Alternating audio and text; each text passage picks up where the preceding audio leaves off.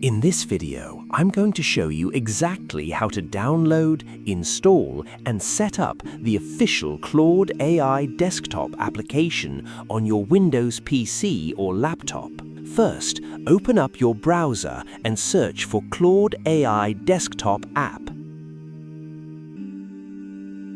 Click directly on the official link from claude.com to get the genuine, secure version. Once the page triggers the installation, a pop-up window will ask where you'd like to save the installer. Just choose your preferred folder and hit Save. The file is around 196 megabytes, so it'll download quickly depending on your internet connection. As soon as it finishes downloading, click on the file to run the setup. A window will pop up showing the installation progress. You don't need to configure anything. Go ahead and click on the Get Started button to link your account. Now simply enter the email address tied to your account.